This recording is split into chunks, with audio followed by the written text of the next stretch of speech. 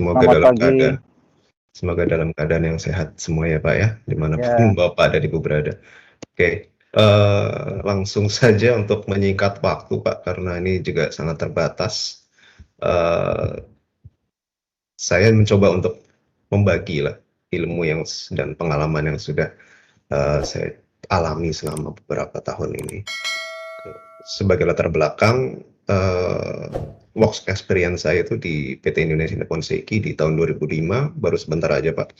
Kemudian saya pindah ke coal mining di Partai Sapling Sejati sampai dengan 2014. Kemudian saya pindah ke Autotech, itu adalah machinery Pak.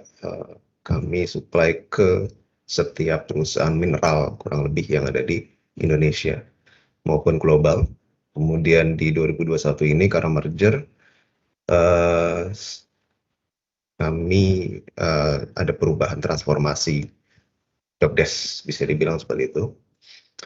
Untuk project kebanyakan saya memang lebih ke supply chain Pak untuk kontrak-kontraknya.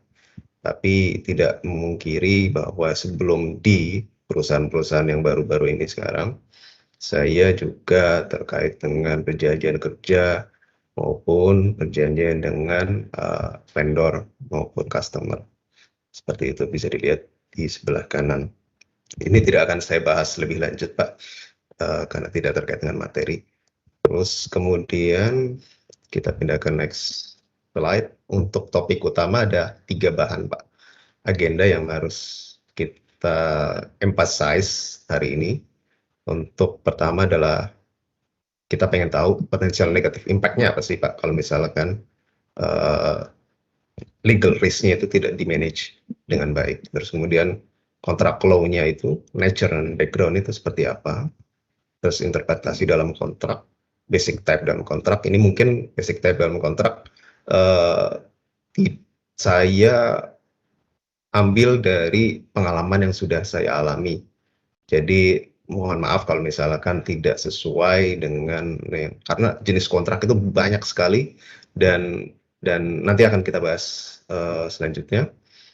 Terus kemudian ada kontrak pengadaan barang dan jasa, tahapan pengelolaan kontrak, planning, dan hal yang harus diperhatikan dalam penyusunan kontrak itu sendiri. Terus kemudian di tahap ketiganya, agendanya ini lebih ke materinya memang, ke drafting, terus struktur, bagian isi, pasca penyusunan, terus administrasi, dan yang terakhir monitoring. Cuman yang perlu digarisbawahi adalah dari setiap rangkaian yang ada di sini, yang perlu dan menjadi moto saya mungkin juga di setiap legal yang ada di Indonesia kali ya. Itu yang pertama adalah compliance. Jadi setiap menyusun atau sebelum menyusun kontrak ataupun yang ada di legal itu harus terkait dengan compliance. Compliance itu maksudnya adalah dia harus patuh dengan undang-undang, dia harus patuh dengan SOP, dia harus patuh dengan traktat ataupun jurisprudensi atau hukum positif yang berlaku di Indonesia. Karena itu basicnya. Kalau misalkan tidak comply, ya otomatis tidak sesuai dengan syarat sahnya perjanjian, itu pasti ya. Terus yang kedua adalah good documents. Bagaimana kita memaintain kontrak-kontrak tersebut bisa termonitor, terus kemudian dia bisa diakses oleh siapapun yang membutuhkan dalam tanda kutip sesuai kapasitas dan kewenangannya. Terus kemudian dia termaintain dalam arti tidak due date, tidak expired, terus kemudian apalagi risk-nya tidak termaintain dengan baik, itu malah lebih bahaya lagi. Kemudian slide selanjutnya, ini sekilas saja, kita pengen tahu common knowledge-nya itu apa sih untuk legalnya, literasi. Terus ketidaktahuan tentang dasar hukum itu berpotensi menciptakan hal-hal yang tidak diinginkan dan berbiaya mahal, itu pastinya. Mungkin di awal tidak ketahuan cost yang akan ditimbulkan apabila terjadi dispute, tapi ketika terjadi dispute itu yang kita tidak pengen hindari, itu yang kita pengen hindari pastinya. Terus mengabaikan juga akan menghilangkan opportunity-nya. Ini memang ada dua sisi mata pisau kali ya. Dari satu sisi, dari sisi legalnya, ketika tidak di-maintain dengan baik, si kontrak itu akan berpotensi dispute. Tapi di sisi lain, dari sisi marketing atau dari sisi sales, kalau misalkan kelamaan di legal, kontrak itu akan menghilangkan opportunity juga dalam bidang bisnis. Nah, ini perlu apa ya istilahnya chemistry mungkin nanti dari setiap lini departemen atau organisasi yang ada di perusahaan. Yang kemudian adalah kita pengen membangun stronger business relationship ya between stakeholder pastinya. Sustainable value juga, improving competitive advantage, terus embedding compliance, terus untuk corporate culture. Untuk mencapai pastinya tujuan akhirnya adalah organizational excellence. Pasti. Kemudian potensial negative impact-nya apa sih kalau misalkan tidak termanage dengan baik? Dari satu business cost, opportunity cost, productivity cost itu pasti akan terhambat, offset, ada liquidity damage, ada kerugian. Kerugian ini macam-macam dari sisi biaya, terus kemudian dari sisi nama baik perusahaan, terus kemudian atau yang lebih parah, misalkan pidana, itu dari direktur kah atau pejabat dari perusahaan. Impact-nya kalau dari sisi legal itu tidak terhingga, tidak terukur. Beda sama kalau dari sisi yang sifatnya konstruksi seperti itu ya. Terus ada loss of goodwill, negative media attention, reputation cost, wah. Terus kemudian dari regular remedies-nya, regulatory fines, direct damage, ini adalah hal-hal yang sifatnya apa ya istilahnya tidak mungkin sebagian orang itu paham, tapi tidak bisa diukur. Tapi terkadang itu tadi karena sifatnya ini lebih penting ke arah bisnis, lebih penting ke arah growth, lebih penting ke arah mencapai sales target. Ini kadang-kadang dihilangkan. Padahal itu tadi sayangnya bagian-bagian ujung tombak perusahaan itu terkadang mengabaikan. Itu yang saya alami sih. Semoga tidak di tempat Bapak dan Ibu sekalian. Terus ada dispute resolution cost. Nah, ini yang pada ujungnya biasa kita akan menyewa lawyer, law firm tertentu. Dari sisi manajemen time pasti akan terkuras. Terus kemudian attorney fees itu biasanya kan dia sifatnya persentase dari nilai gugatan ataupun yang akan dicip nantinya. Terus belum lagi biaya pengadilan atau arbitrase. Ada mediasi juga. Ya, hal-hal yang disebutkan ini hanya mungkin bisa dibilang gunung esnya, puncak gunung esnya saja ya. Belum sampai yang ke bawah-bawahnya.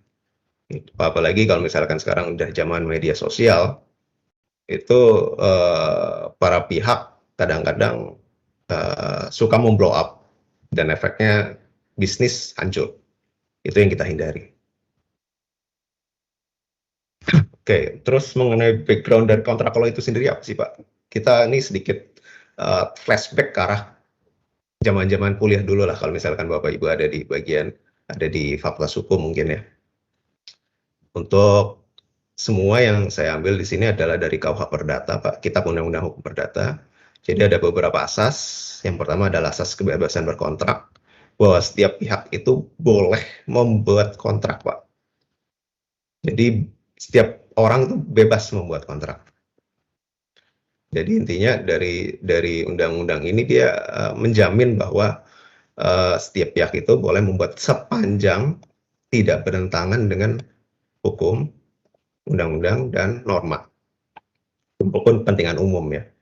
Terus kemudian yang kedua adalah asas konsensualisme, bahwa di sini undang-undang menjamin bahwa para pihak itu boleh dan sepakat untuk membentuk ataupun membuat kontrak, baik lisan maupun tertulis.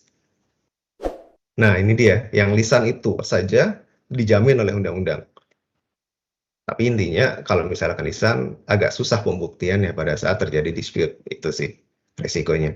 Terus kemudian asas kepastian hukum atau pacta sunt servanda ya, bahwa setiap kontrak ataupun perjanjian baik lisan maupun tertulis itu adalah berlaku sebagai undang-undang bagi para pihak. Ini berlaku sebagai undang-undang ini agak dualisme memang. Tapi yang pasti setiap kontrak yang dibuat oleh para pihak itu dihormati oleh hukum di Indonesia maupun di negara luar. Terus kemudian ada asas itikat baik. Jadi undang-undang itu menjamin bahwa setiap kontrak maupun perjanjian ataupun kesepakatan yang dibuat oleh para pihak itu harus dilandasi dengan itikat baik dan dijalankan dengan keyakinan yang sebaik-baiknya untuk supaya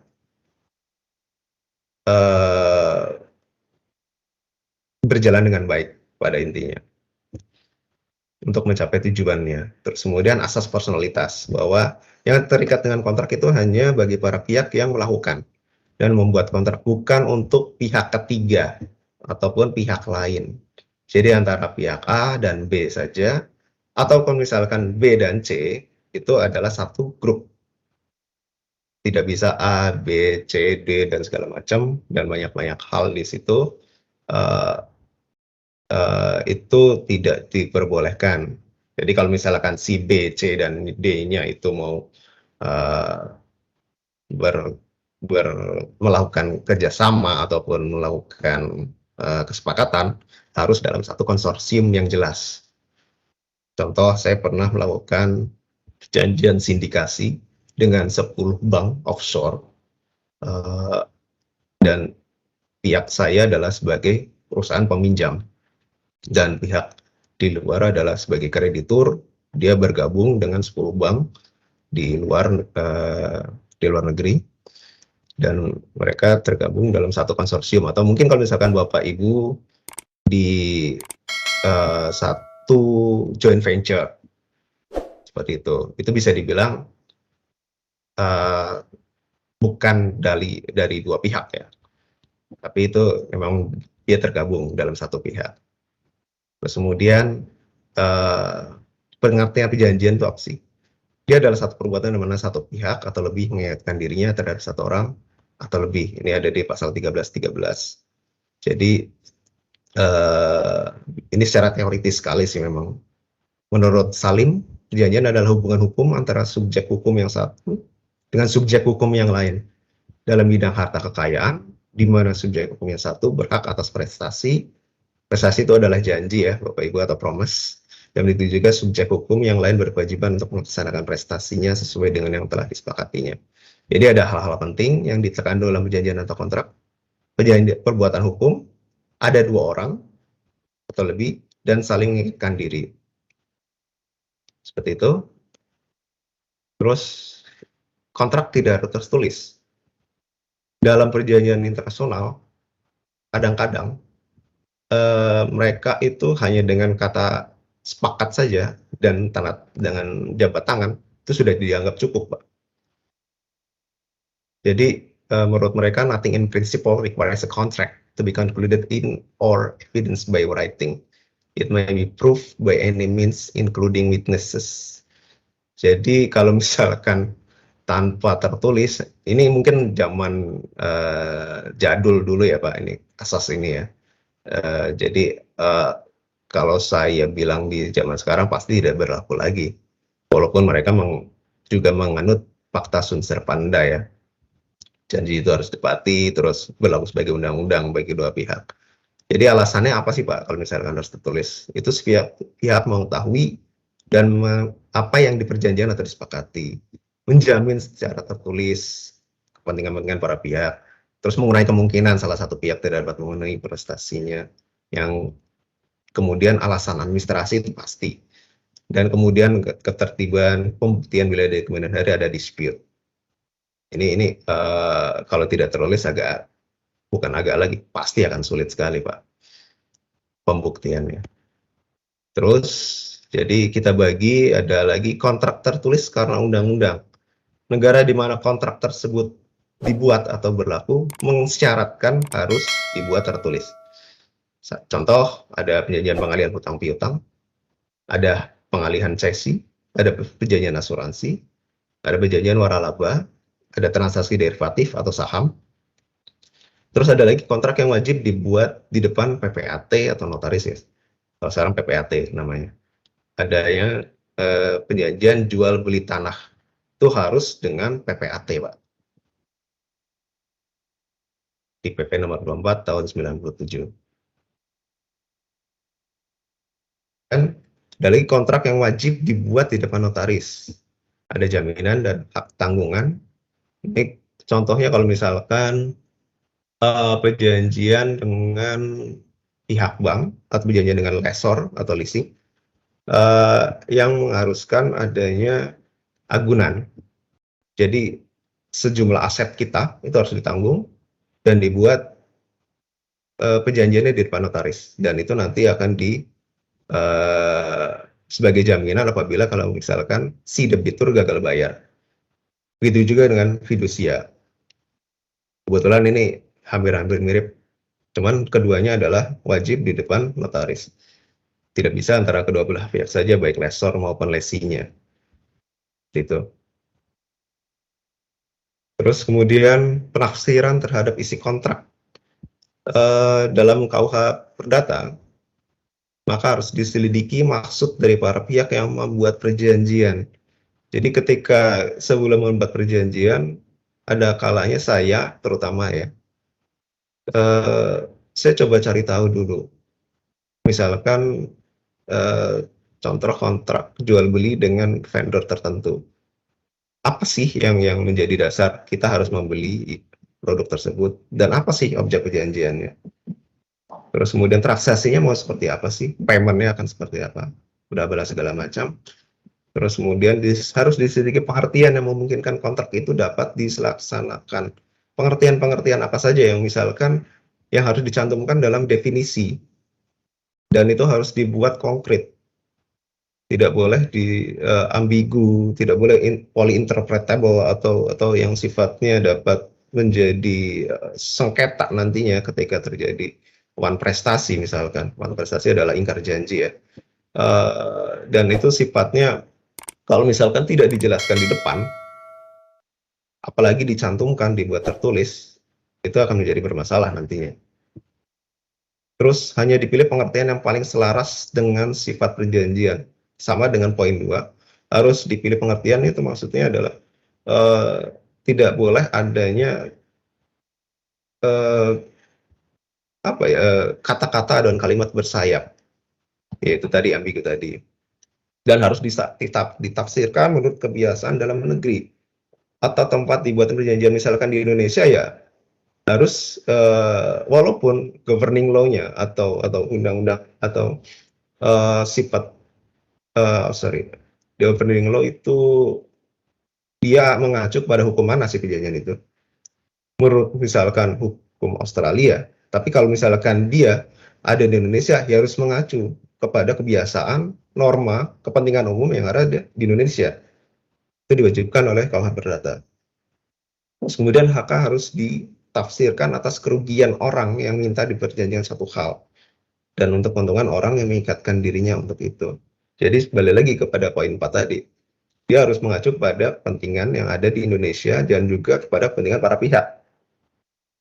Walaupun governing law-nya di luar, ataupun settlement of dispute-nya ada di luar, tapi tetap harus mengacu pada di mana kontrak itu dibuat. Locus delicti-nya seperti itu. Terus ini ada lagi common law. Jadi kalau di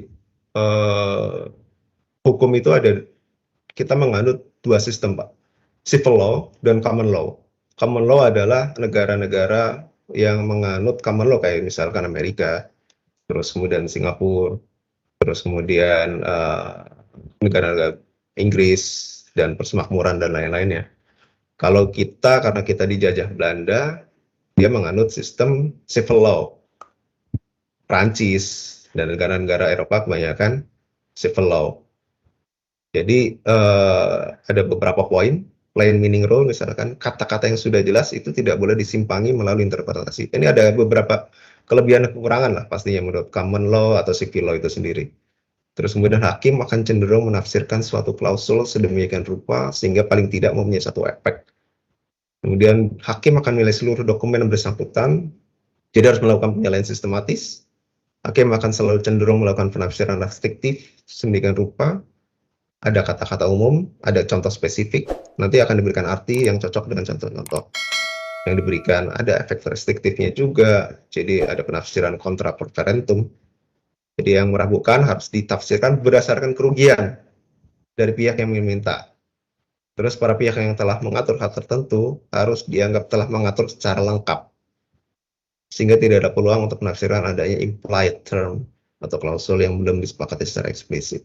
Karena sistem peradilannya juga berbeda, maka sistem pembuktiannya juga menjadi berbeda. Seperti itu. Kemudian adalah syarat sahnya perjanjian atau kontrak. Itu menurut 1320 KUH Perdata. Seperti tadi saya bilang, civil law. Yang pertama adalah kesepakatan kedua belah pihak. Terus kemudian kecakapan, kemudian objek tertentu, kemudian ada kausa halal. Kesepakatan itu sendiri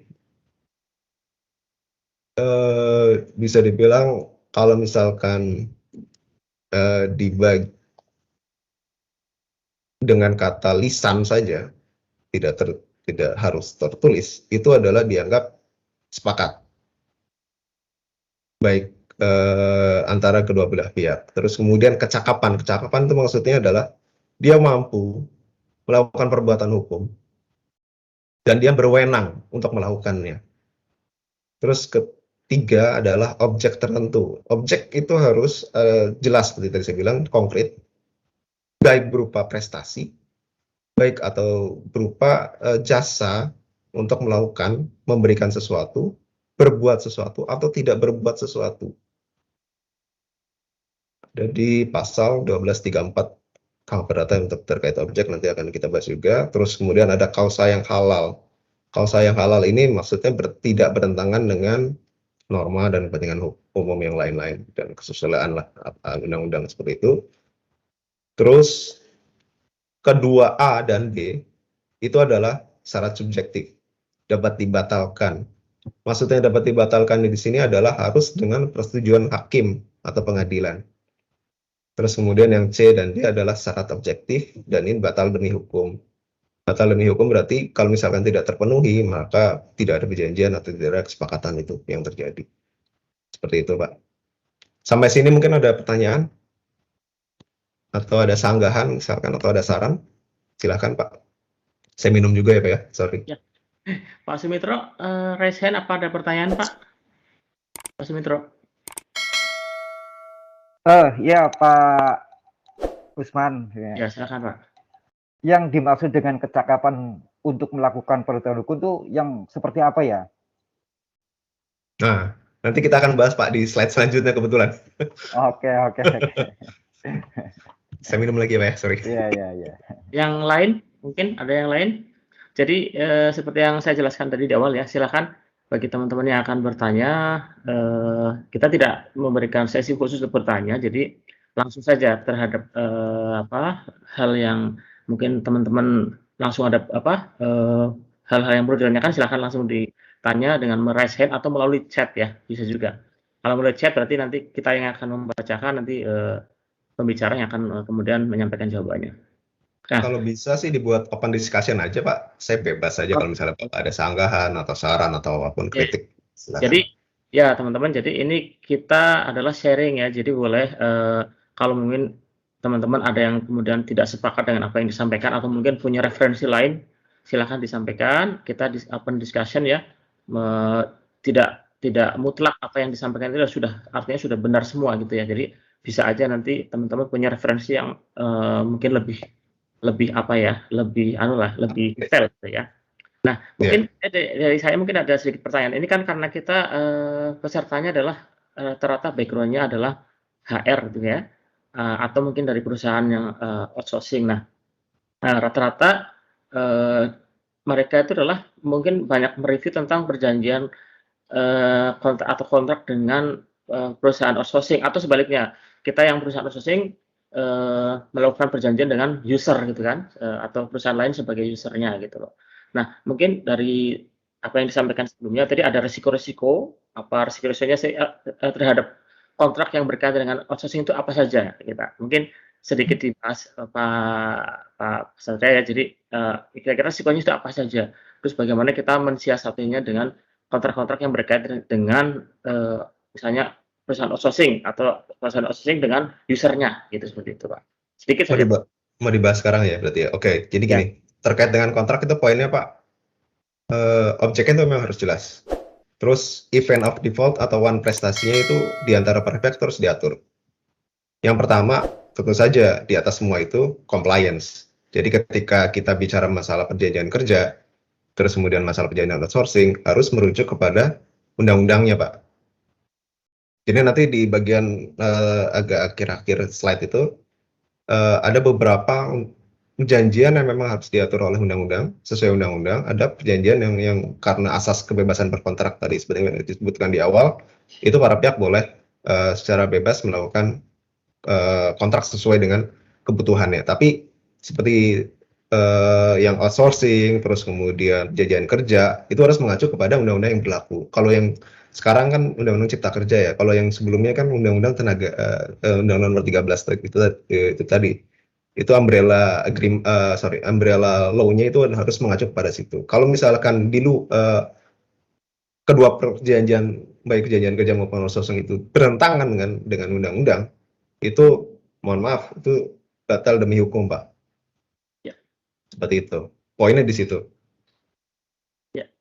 Jadi ada istilah itu Pak ya, istilah hukum publik dengan hukum apa? Privat. Privat ya. Jadi kalau saya outsourcing itu lebih banyak ke hukum publik ya. Artinya sudah ada aturan terkhusus yang mengatur tentang ketenagakerjaan, sehingga terkait dengan kontrak-kontrak yang berkaitan dengan outsourcing, tentunya kita harus merefer dengan aturan ketenagakerjaan seperti itu ya Pak ya, intinya ya. Betul.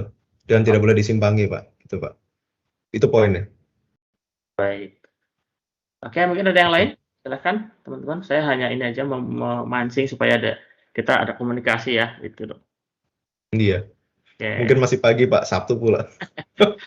Sambil ngopi aja. Pak, izin bertanya Pak. Nah, silakan Pak. Pak Alik ya? Gini Pak, perusahaan tempat saya bekerja itu tanda tangan kontrak dengan klien lah, user, untuk pekerjaan industrial cleaning. Pada kontrak itu terdapat poin yang menyatakan bahwa kita harus melaksanakan sebuah pekerjaan yang diminta oleh user, ya sebuah pekerjaan yang diminta oleh user lah Pak, seperti itu. Itu sudah di luar kontrak, maksudnya di luar pekerjaan yang ada di kontrak. Karena ada poin itu, makanya atasan saya itu tidak bisa menolak, tetapi semakin ke sini yang diminta itu aneh-aneh Pak. Apakah pekerjaan-pekerjaan yang di luar kontrak itu bisa diadendumkan untuk dimasukkan ke kontrak supaya jelas nanti rank pekerjaannya Pak? Bagaimana? Terima kasih. Nah ini Mbak, ini adalah hal-hal yang seperti tadi saya bilang, objek itu harus konkret dan itu harus terukur, kemudian harus akurat dan tidak ada tambahan-tambahan kata kalimat bersayap. Kalau saya bilang itu kalimat bersayap Pak, itu ambigu. Jadi ketika dia mencantumkan istilahnya pekerjaan-pekerjaan lain yang nanti akan disebutkan, pekerjaan-pekerjaan lain pekerjaan-pekerjaan lain yang nanti akan disepakati kemudian, itu seharusnya tidak boleh dicantumkan dalam kontrak. Karena apa? Ketika disepakati kemudian tidak dalam bentuk tertulis, hanya dalam bentuk perintah saja, atau dalam bentuk email, ataupun dalam bentuk surat biasa, tidak dicantumkan secara konkret dalam kontrak, itu nanti akan menjadi masalah. Ya, kalau jawaban saya adalah iya, Bapak boleh mengamandemen perjanjian tersebut. Dan seharusnya Bapak mengamandemen perjanjian tersebut dengan mencantumkan objek-objek perjanjian apa sajakah yang seharusnya harus dikerjakan oleh perusahaan Bapak. Gitu, supaya tidak terjadi dispute lagi nanti kemudian harinya. Kalau misalkan si counterparty atau si pihak lawan itu menolak, itu tergantung negosiasinya sih Pak sebenarnya. Tapi itu seharusnya kalau menurut saya adalah kalau saya jadi Bapak, saya akan merubah gitu aja. Saya nggak bisa melakukan hal gitu. Karena tidak jelas. Ketika terjadi dispute pun, itu akan menjadi ambigu nantinya Pak, pembuktiannya. Seperti itu Pak. Ada lagi mungkin? Sebelum saya lanjut. Baik Pak, terima kasih penjelasannya. Cuman saya hanya menambahkan sih Pak, posisinya yang saya hadapin sulitnya ada di set head saya soalnya Pak. Terkait kemarin saya jelasin untuk amandemen kontrak tersebut, dia berpatokannya malah di kata-kata yang bahwa jika user meminta kita untuk melakukan pekerjaan, ya itu harus dilakukan. Nah, padahal nilai dari pekerjaan dilakukan itu ada yang lumayan besar, ada yang sedang gitu Pak. Ya itu Pak, seperti tadi saya bilang, kalau misalkan memang mau dibuat dalam bentuk yang lain, sebaiknya diperjelas. Mungkin tidak perlu dalam bentuk kontrak itu, tapi di attachment-nya Pak, atau di appendix-nya, di lembaran terpisah dalam kontrak tersebut, tapi menjadi satu kesatuan yang tidak terpisah. Maksud saya gini, ketika si pekerjaan itu tidak diperinci dengan jelas, tidak konkret, akibatnya adalah ada pihak yang dirugikan. Gitu aja. Maksud saya dirugikan adalah dalam satu dari sisi pekerjaan itu pasti. Terus kemudian dari sisi pembayaran, dari sisi prestasi yang harus dilakukan si pemberi kerja kepada pihak yang mengerjakan, itu akan terjadi ketimpangan Pak. Itu yang kita hindari Pak sebenarnya. Apapun kalimat apapun yang akan dicantumkan dalam situ, selama dia tidak memberikan kejelasan bagi para pihak lainnya, itu menurut saya tidak fair. Itu maksudnya.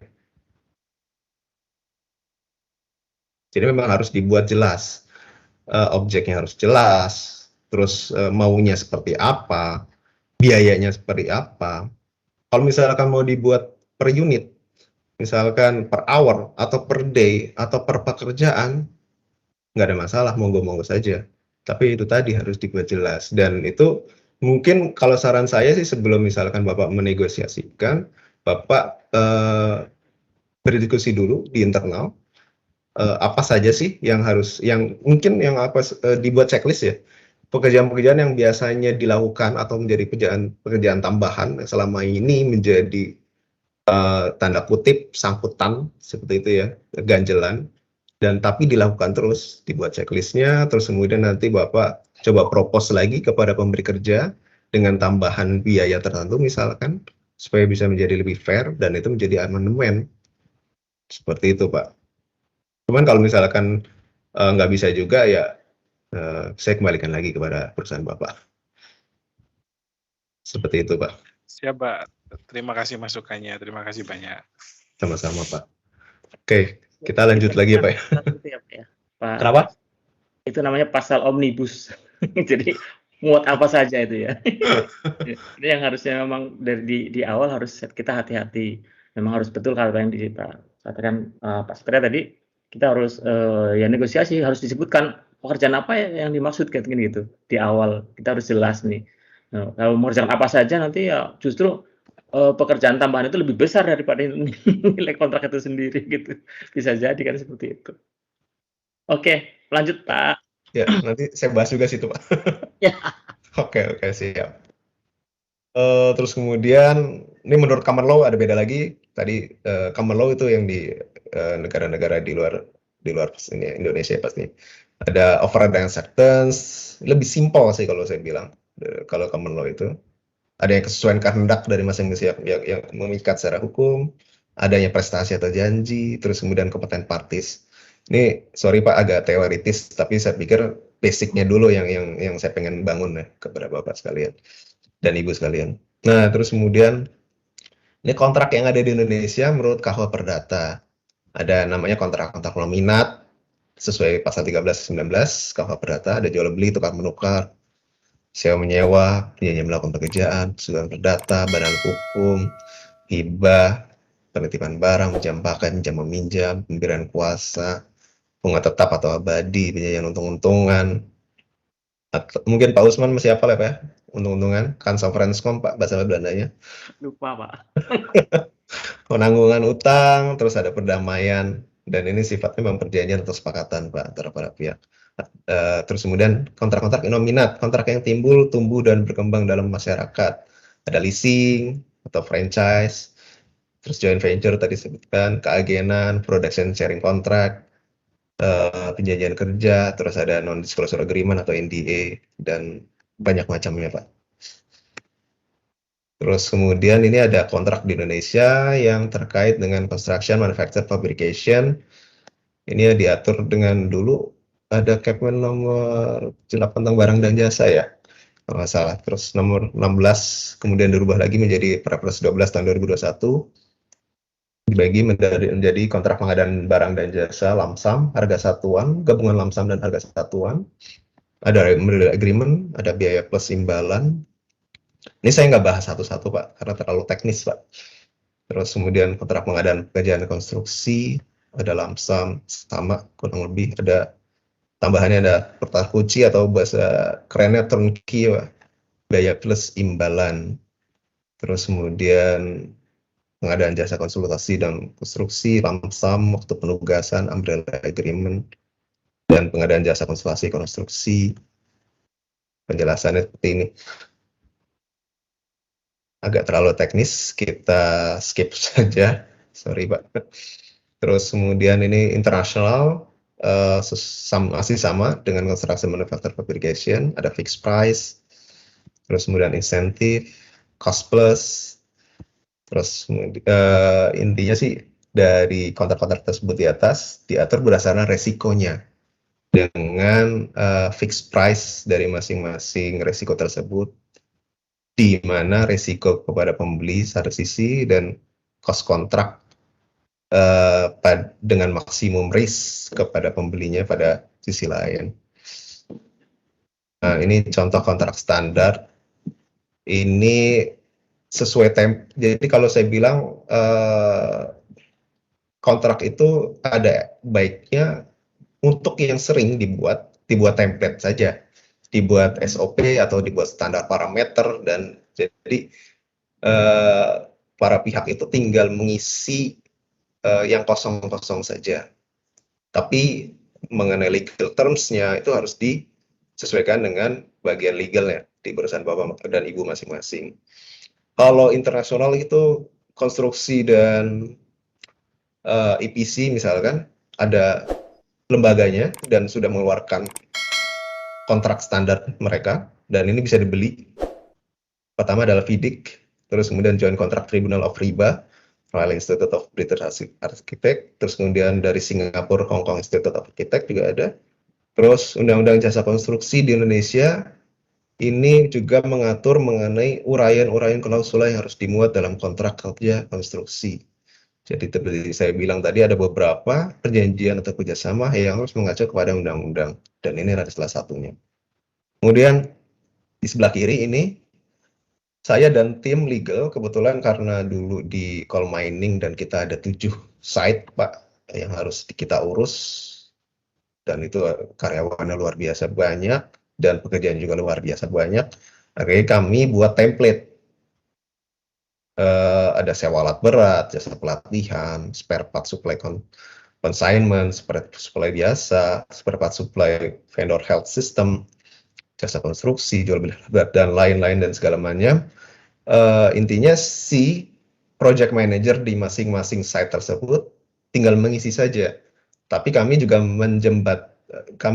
memberikan surat kuasa dari direktur kepada masing-masing project manager tersebut dengan batasan maksimal tertentu per kontrak.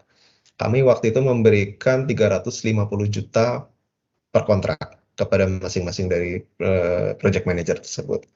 Jadi intinya kami dari pihak legal yang sifat dan orangnya hanya sedikit di Jakarta, tapi kami bisa memberikan kewenangan kepada mereka, dan kami juga memberikan keleluasaan tanpa menghalangi growth-nya mereka, supaya lebih satu dari sisi legal terkontrol, kemudian termanage dari sisi risk-nya, terus yang kemudian dari sisi mereka juga akan lebih enak kalau misalkan dan lebih cepat juga kalau misalkan ada transaksi yang harus diperjanjikan seperti itu. Dan saya pikir sih ini satu saran aja sih Pak, kalau misalkan memang Bapak punya transaksi-transaksi yang banyak dan ada di cabang-cabang tertentu, dibuat checklist, kira-kira transaksi apa saja sih yang kira-kira membutuhkan kontrak, terus seberapa sering, kemudian seberapa besar jumlah transaksinya, nilai transaksinya juga. Kemudian Bapak misalkan berikan surat kuasa. Karena itu sesuai undang-undang PT dan anggaran dasar di masing-masing perusahaan pastinya ya Pak ya. Harus ada surat kuasa. Seperti itu, dengan jumlah maksimal nilai transaksi berapa sih yang bisa ditangani oleh si manajer tersebut misalkan. Terus kemudian kontrak apa saja sih yang bisa ditangani oleh masing-masing manajer tersebut misalkan. Seperti itu. Dan ini saran saja. Kemudian kita masuk ke tahap berikutnya untuk tahap pengelolaan kontrak.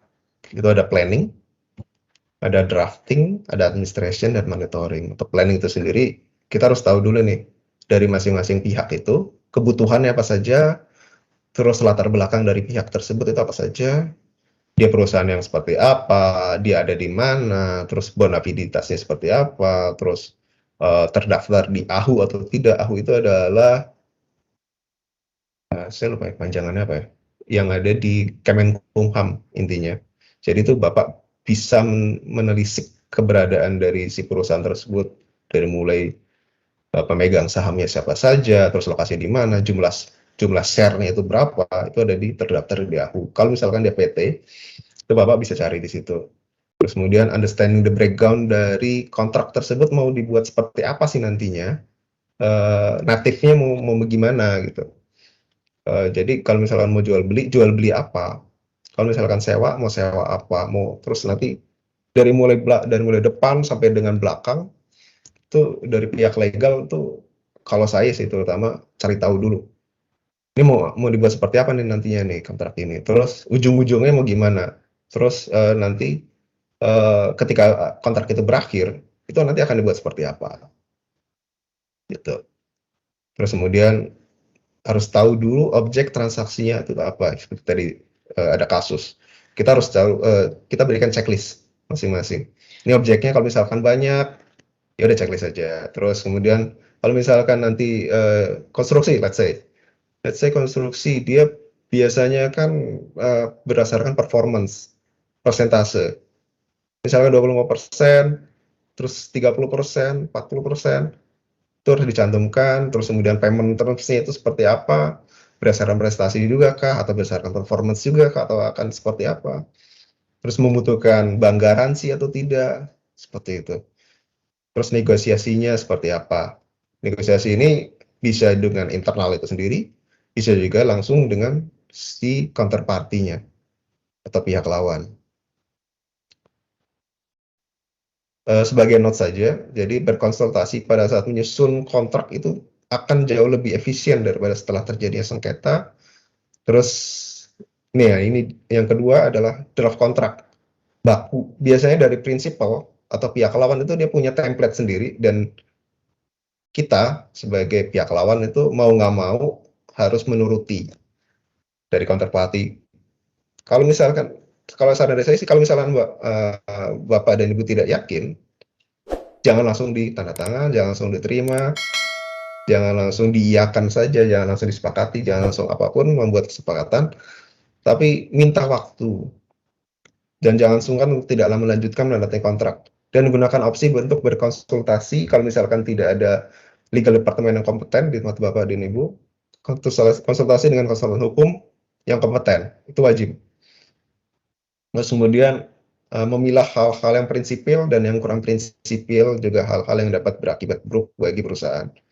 Hindari kekaguman menghadapi kontrak yang telah tersusun rapi. Tanda kutip ya Pak, ini kadang-kadang saya juga suka miss kalau misalnya kontrak yang sudah tersusun rapi dari prinsipal ataupun dari klien segala macam. Saya kadang-kadang, wah ini keren banget gitu. Padahal di situ ada jebakan Batman ya banyak banget. Dan yang kemudian hindari memaksakan kehendak mengenai masalah sederhana yang dapat membuat konteks. Nah ini agak dua mata sisi lagi sih memang. Di satu sisi kami pengen lebih jelas, lebih terukur gitu ya. Tapi di sisi lain si pihak sales atau marketing tadi pengennya cepat-cepat. Nah ini memang art of making contract lah Pak, bisa dibilang seperti itu. Terus yang tadi kontrak baku, standarisasi kontrak itu biasanya dibuat oleh mereka. Terus kita bisa juga sih buat template. Ya itu tergantung dari negosiasi itu sendiri. Format kontrak yang telah dicetak untuk segera ditandani counterparty membatasi kebebasan berkontrak. Pada umumnya pelaku usaha atau klien atau customer itu lebih kuat posisinya, pengetahuan dan kekuasaannya. Garis bawahnya adalah Pak, tidak ada hal yang tidak bisa dinegosiasikan. Jadi semua hal adalah bisa dinegosiasikan. Itu poinnya. Jadi kalau misalkan Bapak merasa ragu, terus kemudian merasa ini ada sesuatu yang fishy atau tidak benar gitu ya, Bapak terima, terus Bapak komunikasikan dengan pihak yang berkompeten dari pihak Bapak, gitu aja. Daripada menimbulkan dispute, terus kemudian ada resiko-resiko yang harus Bapak tanggung, bukan hanya biaya saja, tapi banyak hal yang itu sudah saya sebutkan tadi di awal. Kemudian hal-hal yang harus diperhatikan dalam menyusun kontrak, kewenangan hukum para pihak.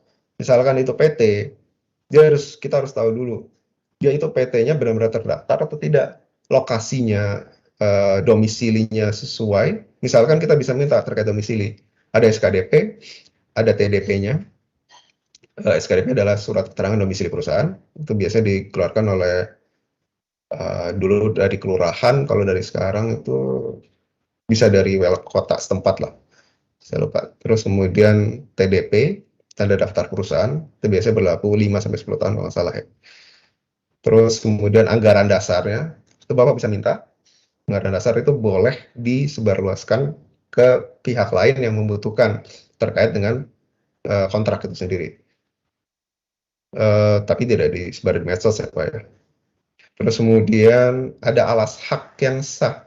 Jadi alas hak itu maksudnya dia sesuai undang-undang, terus kemudian dia memang mempunyai, kalau misalkan dia menjual, dia mempunyai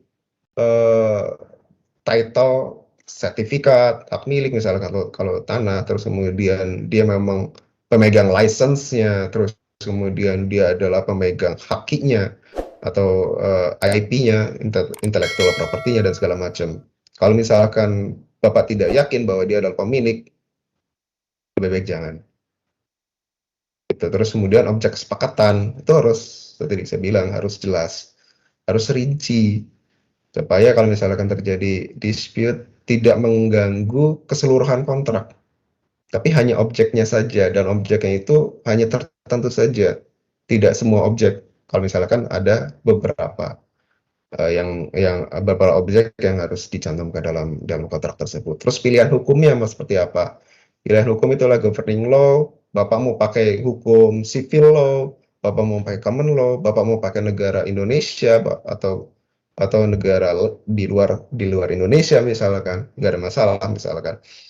Yang penting Bapak sepakat dan Bapak tahu dan Bapak aware mengenai konsekuensi kalau misalkan Bapak Ibu memilih pilihan hukum tersebut, gitu.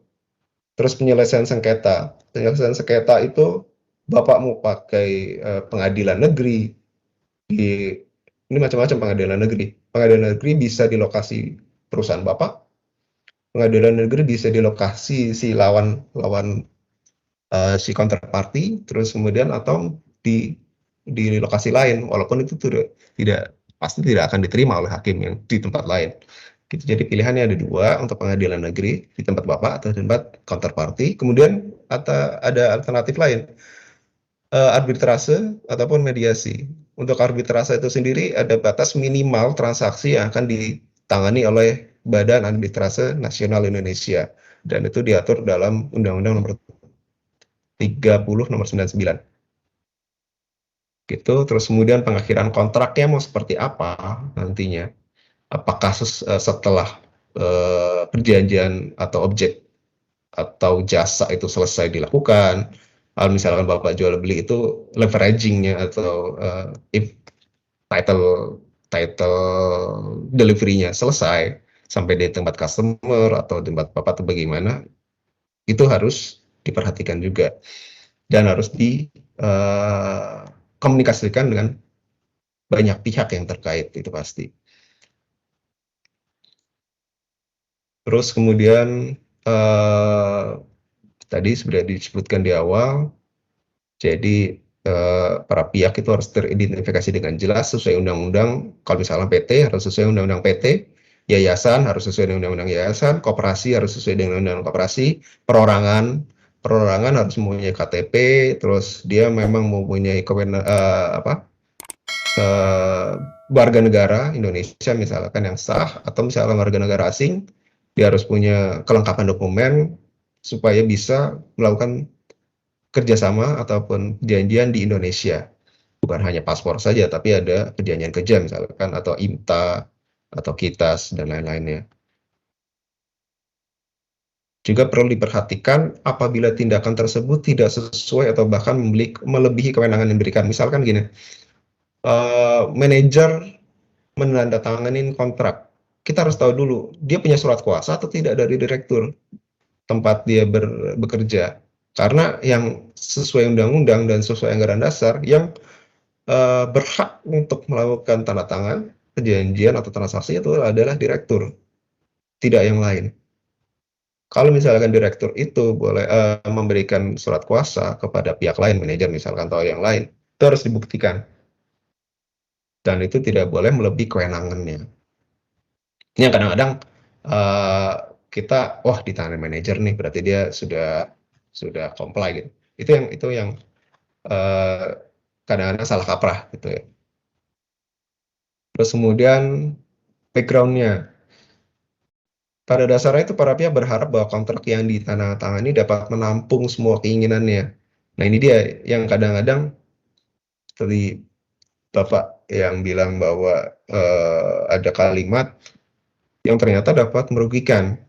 Dan ini maksud saya. Jadi hakikat kontrak itu harus benar-benar terperinci dengan jelas, tapi tidak menyusahkan, gitu ya. Dan ini memang yang maksud saya terperinci itu benar-benar istilahnya jangan sampai menyusahkan juga. Kalau misalkan dibuat detail banget, itu pasti akan menyusahkan. Tapi gimana membuat kontrak itu bisa diakomodir oleh pihak Bapak secara jelas, dan kalau misalnya terjadi masalah, tapi di sisi lain si pemberi kerja atau si klien atau pihak lawan itu mengerti maksud Bapak itu seperti apa, dan menghindari adanya kalimat-kalimat yang bersayap tadi. Jadi pembuat kontrak itu harus paham mengenai detail dan objek transaksinya. Kalau kami bilang aspek komersialnya lah istilahnya, sehingga dapat menyesuaikan dengan aspek-aspek legalnya. Negosiasi itu sendiri, jadi itu adalah komunikasi dua arah. Jadi tidak ada hal yang tidak dapat dinegosiasikan ya Bapak Ibu ya, semua dapat dinegosiasikan. Terus kemudian drafting atau penyusunan itu sendiri ada dua, dari civil law maupun common law.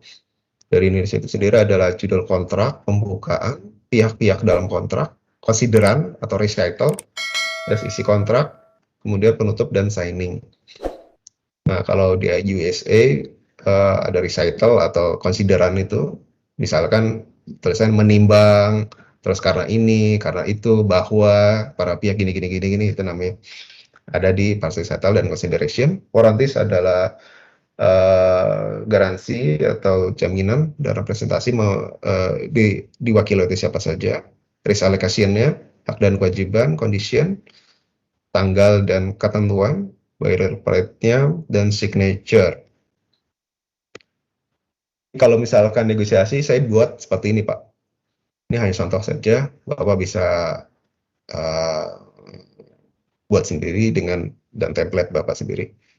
Biasanya saya buat ada parties, para pihak itu siapa, project, kalau misalnya project, ada project name-nya, agreement reference-nya, kalau misalkan ada agreement sebelumnya atau agreement lain yang terkait, terus tanggal review-nya berapa, revisi nomor berapa, clause atau pasal, saya tulis pasal berapa, topiknya mau apa, terus ada deskripsinya mau gimana, terus komen dari pihak saya misalkan, terus propose untuk klarifikasi kalau misalkan ada yang harus diklarifikasi atau harus diperjelas, terus dari counterparty atau pihak lawan ada tanggapan atau ada sanggahan atau tidak setuju, dan biasanya dicantumkan juga alasan-alasannya. Seperti itu. Ini simpel aja sih Pak.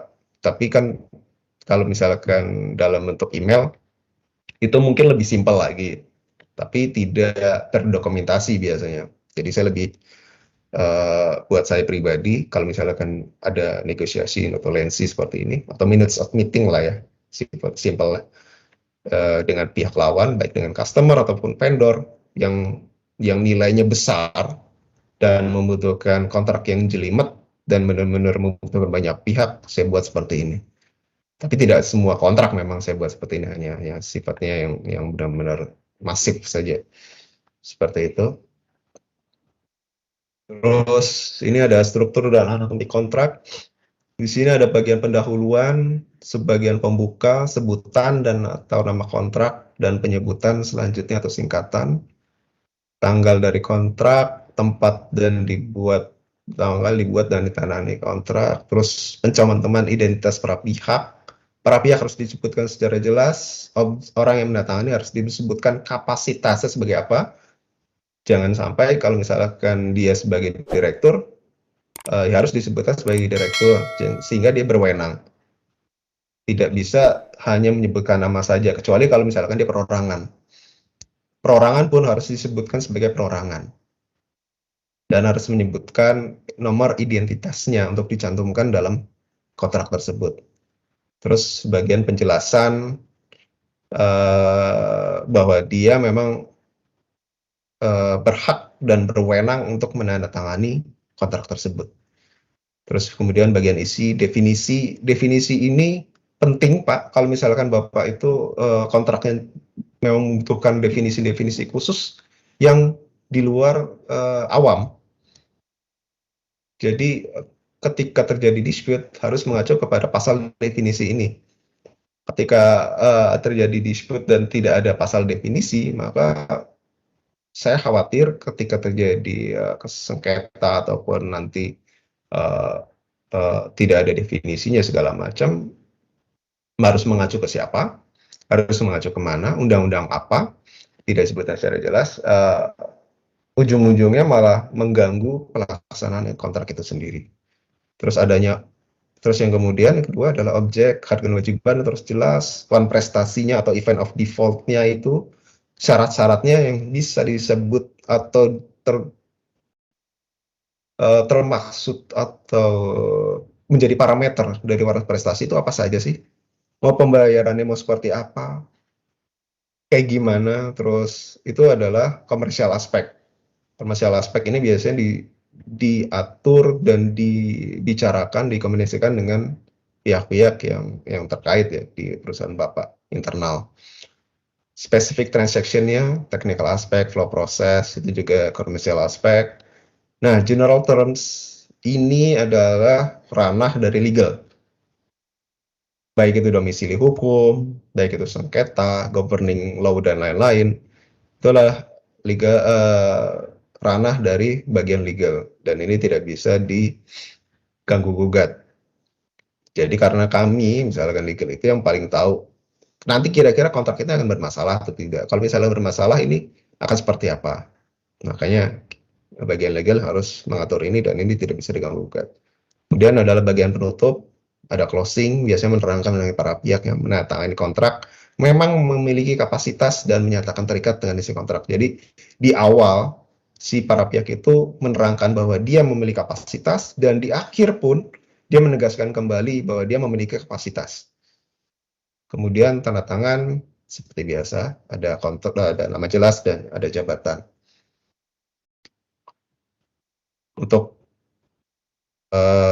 selanjutnya, bagian isi kontrak mungkin lebih detail lagi. Di sini adalah ruang lingkup, hak dan kewajiban, jangka waktu kontrak, ada harga atau biaya, pajak dan bea. Ini ditanggung siapa? Biasanya sih PPh dan PPN itu kembali kepada masing-masing. Kalau saya buat ya, dibuat umum di situ. Payment terms-nya mau seperti apa? Ada pernyataan atau jaminan apa? Jadi pernyataan dan jaminan ini contohnya si A dan si B ini masing-masing menjamin bahwa mereka berhak dan mempunyai kewenangan untuk melakukan perjanjian itu sendiri dan mereka bebas dari tuntutan pihak lain, mereka bebas dari tuntutan hukum, pilot, dan lain segala macam, dan menjamin pihak lainnya yang menandatangani kontrak bahwa mereka juga akan bebas dari tuntutan apapun di kemudian hari.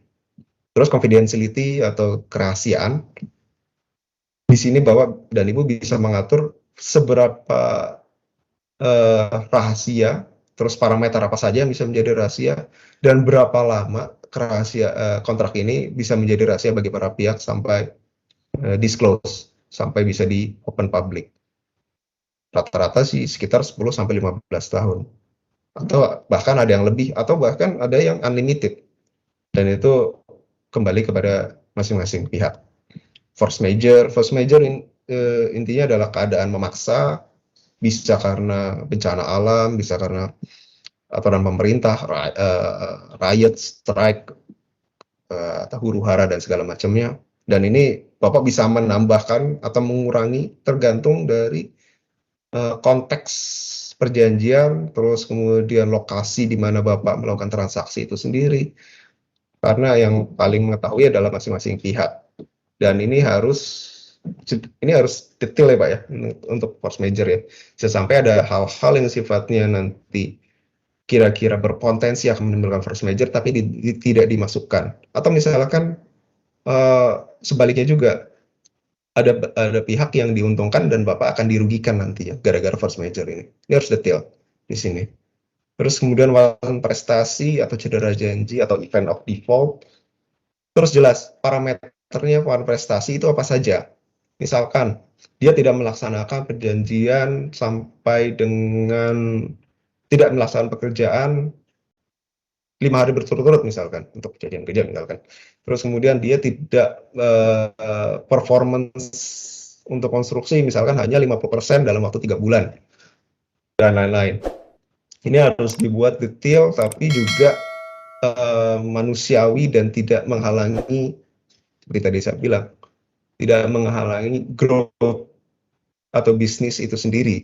Dan ini memang agak-agak tricky sih. Tapi harus detail, itu pasti. Terus pengalihan. Ini penting, pengalihan.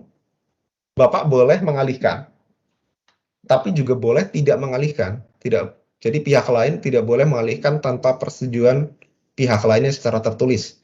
Itu wajib dicantumkan dalam kontrak. Atau misalkan Bapak dan Ibu mencantumkan ini boleh dialihkan dengan ketentuan-ketentuan bla bla bla bla segala macam, supaya menghindari si pihak lainnya mengalihkan tanpa sepengetahuan Bapak. Misalkan Bapak dan Ibu menyewakan rumah. Ternyata si penyewa rumah itu mengalihkan lagi ke pihak lain tanpa Bapak tahu. Itu yang berbahaya. Dan efeknya adalah macam-macam, Pak. Bisa rumah itu rusak, bisa tagihan listrik atau air atau telepon yang tidak dibayar, dan sebagainya lah. Itu salah satu contoh kecil saja.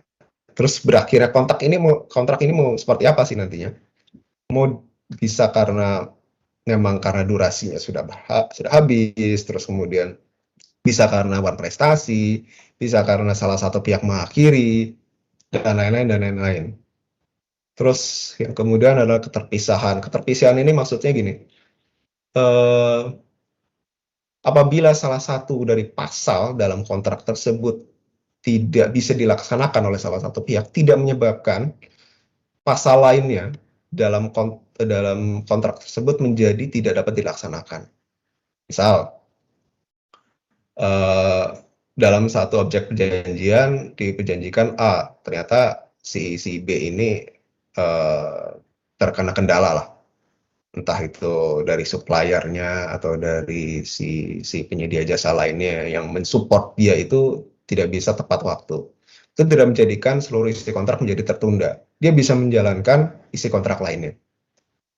Isi pasal dalam kontrak tersebut. Isi pasal lainnya dalam kontrak tersebut. Seperti itu.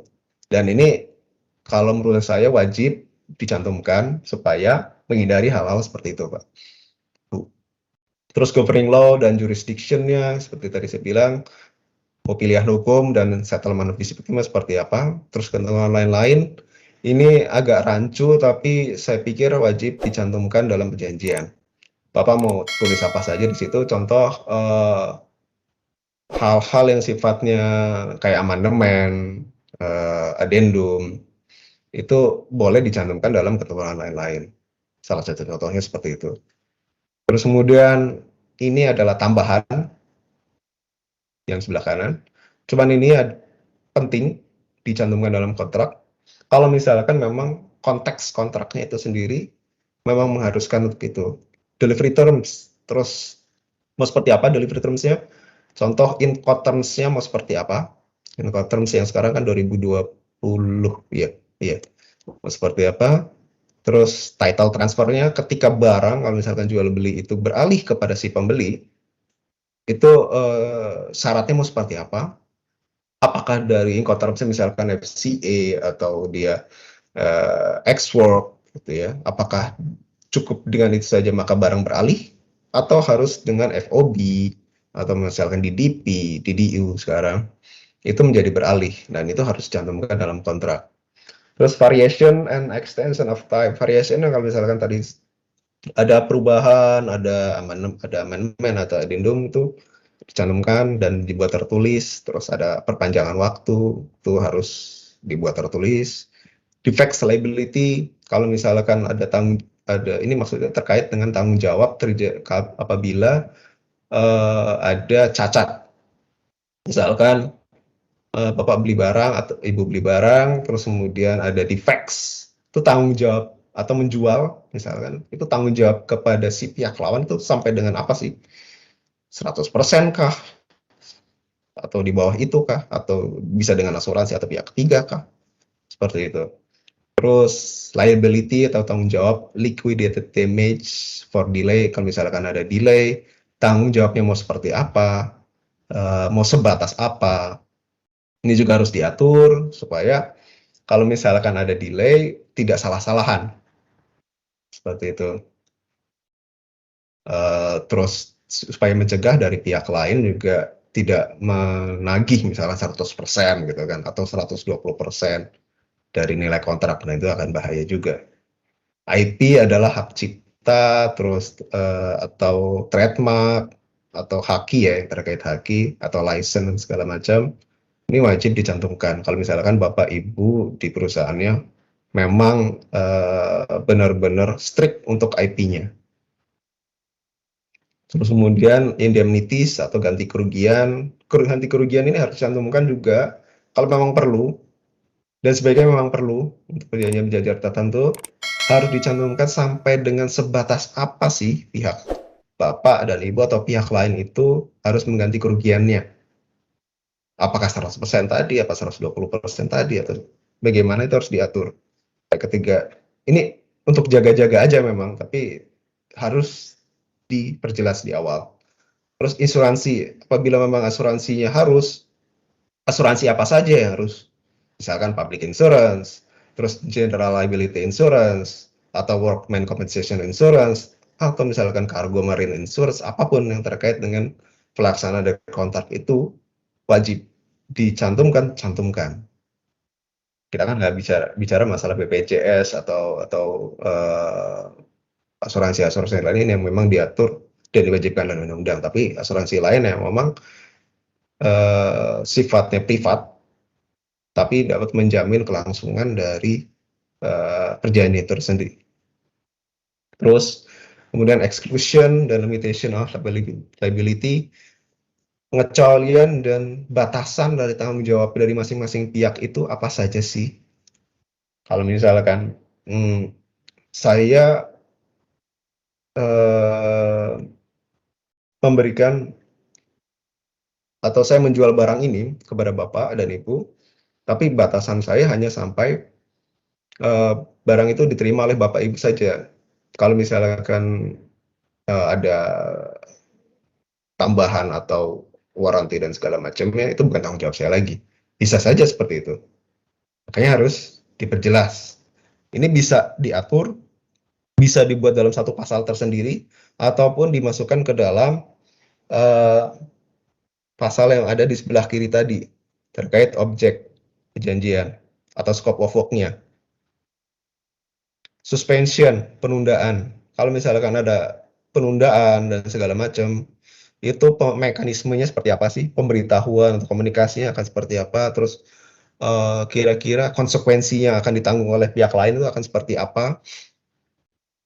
Ini perlu diatur kalau memang dibutuhkan. Ini pasal-pasal yang sebelah kanan ini memang lebih ke arah konstruksi dan lebih ke arah EPC kalau saya bilang.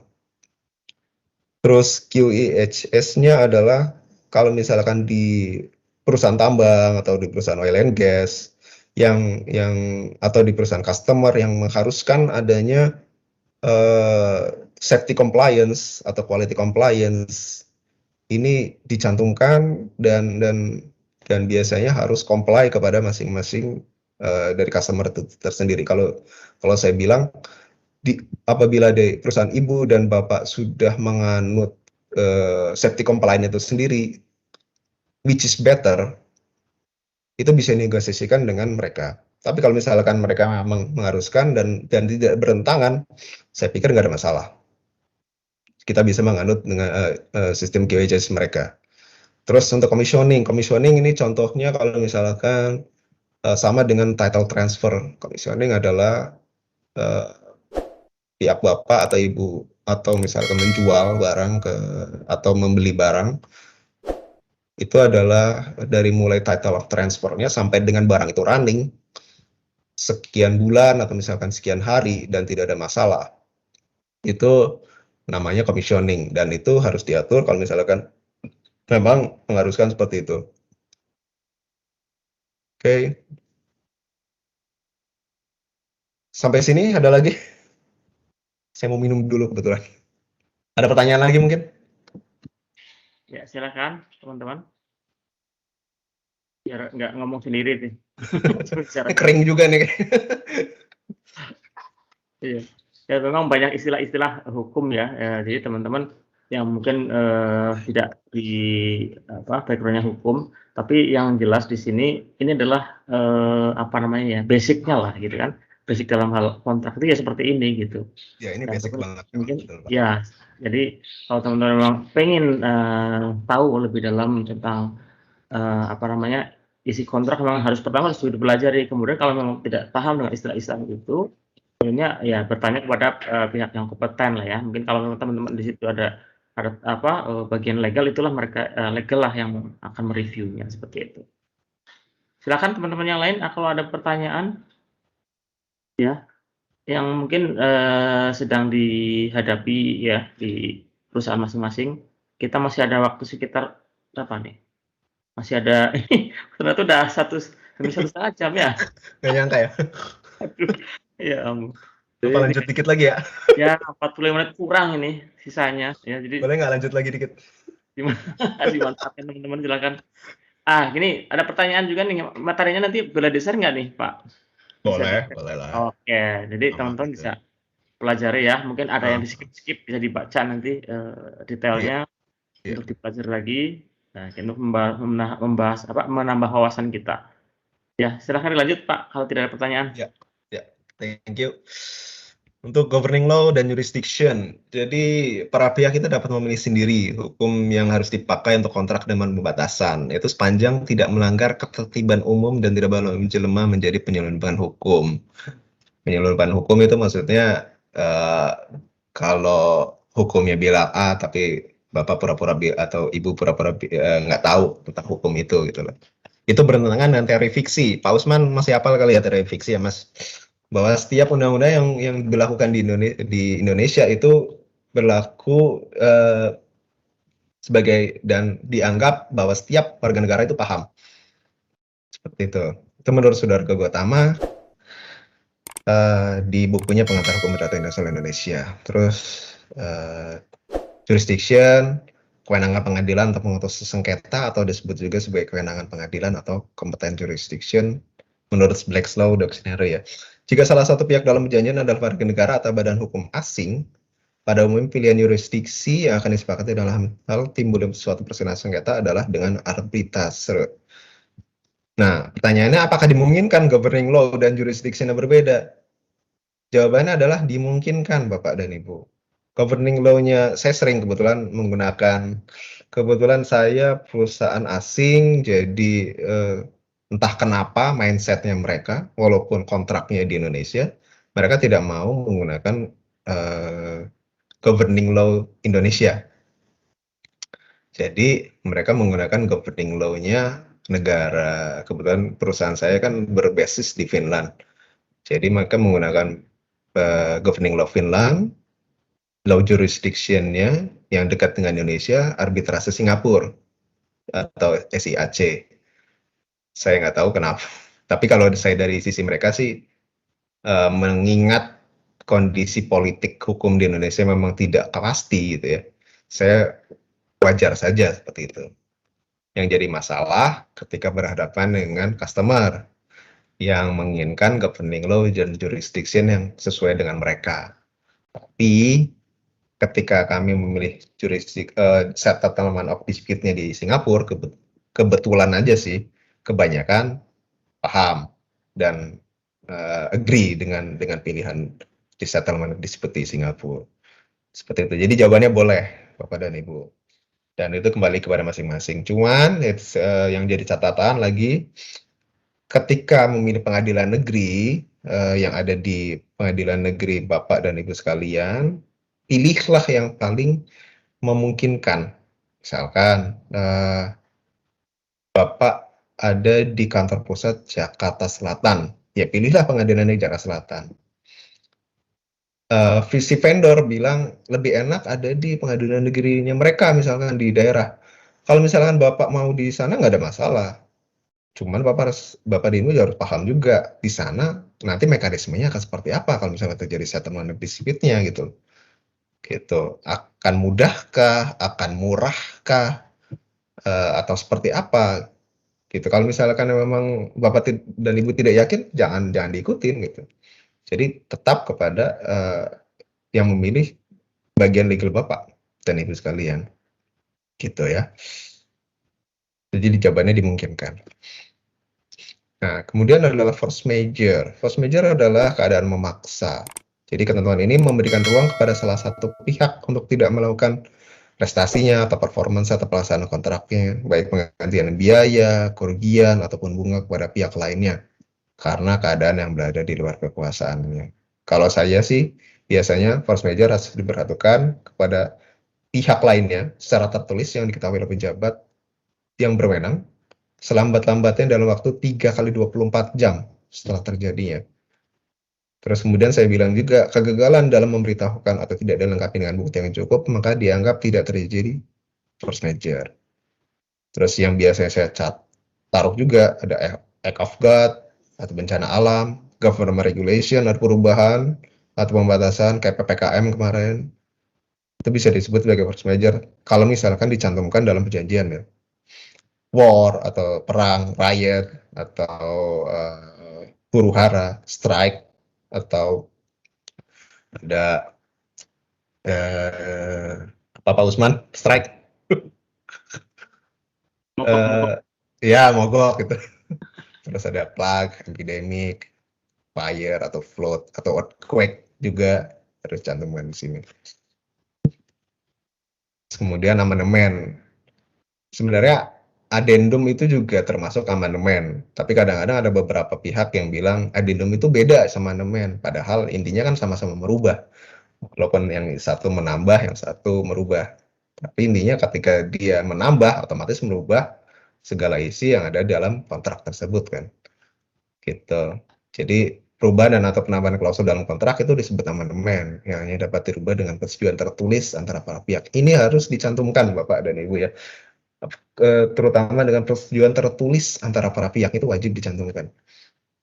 Terus kemudian amandemen tersebut merupakan bagian dari dan menjadi kesatuan dan tidak terpisahkan dari kontrak, dan karena seluruh ketentuan yang tidak dirubah dalam kontrak tetap berlaku kecuali pada hal-hal yang disepakati untuk dirubah. Poin ini juga wajib dicantumkan dalam perjanjian untuk menjadikan si amandemen itu tidak menjadi bagian yang terpisah, dan untuk menjadikan bahwa hal-hal yang tidak dirubah itu menjadi tetap berlaku. Kemudian keberlakuan amandemen ini harus dicantumkan juga, mau sejak kapan? Apakah ditentukan tanggal efektif berlaku atau tanggal ditandatangani. Yang penting tidak backdate ya, Bapak Ibu ya. Itu tidak boleh backdate. Backdate itu maksudnya gini, amandemennya ditandatangani misalkan hari ini tanggal 23, tapi berlaku sejak tanggal 20. Itu tidak boleh ya. Kalau saya legalnya, saya akan menolak, Pak. Oke, jadi backdate tidak diperbolehkan. Walaupun banyak prakteknya seperti itu, tapi saya tidak menganjurkan. Terus kemudian, ini menjelang akhir-akhir slide ya Pak Usman, apabila kontrak telah dibuat dan ditandatangani oleh para pihak, maka si pihak legal biasanya akan melakukan pelaksanaan penafsiran. Undang-undang telah menentukan sejauh mana pelaksanaan dan penafsiran isi kontrak dengan memperhatikan kata-kata, keadaan, maksud, sifat kontrak, dan kebiasaan setempat. Jadi kami biasanya membuat kayak semacam executive summary dari setiap kontrak yang kami buat. Jadi kalau misalkan ada hal-hal di kemudian hari yang sifatnya mendesak untuk dibuat, untuk dicari tahu, kami tahu poin-poin yang harus dicantum, poin-poin yang dapat menjadi bahan negosiasi nantinya. Gitu. Terus alternatif penyelesaian sengketa, baik melalui pengadilan maupun luar pengadilan. Tadi saya bilang mediasi atau arbitrase, Undang-Undang Nomor 30 Tahun 99. Keduanya memiliki pro dan kontra masing-masing ya, terutama waktu, biaya, dan eksklusivitas. Untuk arbitrase tentu saja akan lebih mahal biayanya, tapi yang pasti dari sisi waktu akan lebih jauh efisien, singkat. Dari sisi biaya lebih terukur, walaupun mahal. Dan eksklusivitas itu para pihak terjamin kerahasiaannya. Dia tidak akan dipublish, baik dalam media apapun ataupun dalam bentuk apapun. Jadi kerahasiaan benar-benar terjamin. Kalau tidak salah ingat, mohon dikoreksi, di Undang-Undang Nomor 30 itu batas minimum yang diterima oleh BANI atau Badan Legislasi Nasional Indonesia itu adalah 250 juta. Di bawah itu mereka tidak terima. Jadi apabila nilai transaksi Bapak dan Ibu di atas 250 juta, maka boleh melalui arbitrase. Seperti itu. Terus kemudian berakhirnya kontrak.